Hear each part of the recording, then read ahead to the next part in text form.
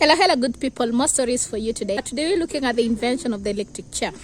We are going back to the late 19th century, and at that time, prisons were looking for a way, to more humanly deal with executing criminals.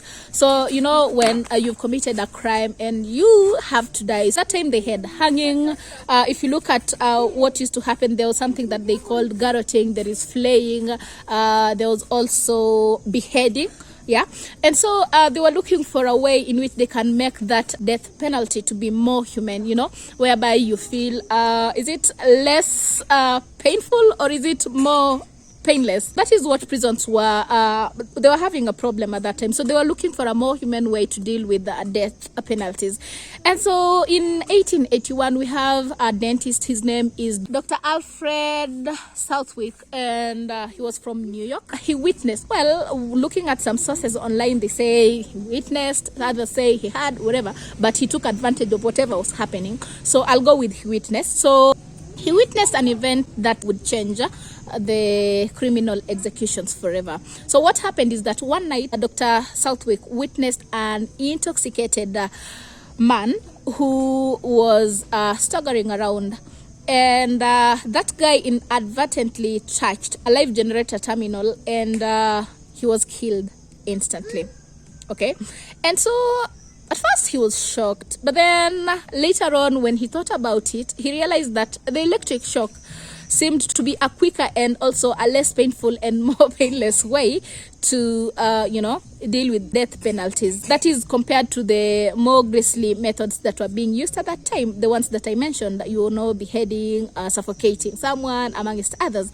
And so because of that, it prompted him to actually originate and successfully promote the passage of laws that mandate criminal execution in New York and 20 other states.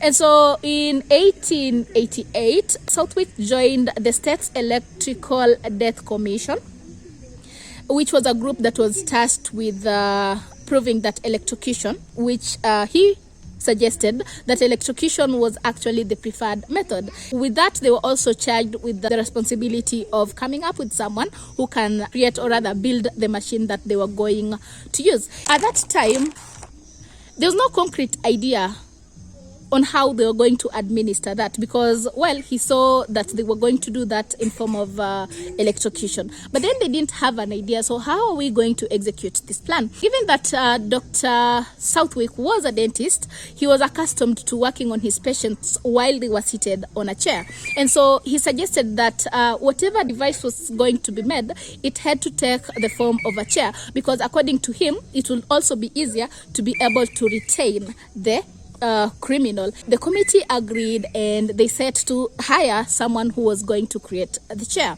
It's called Dr. Southwick's electrocution chair. So they were tasked with finding someone, and guess who they settled on? Thomas Edison. You know what he's famous for? Just that one guy credited with inventing the first light bulb. So now until next time, it's bye for now.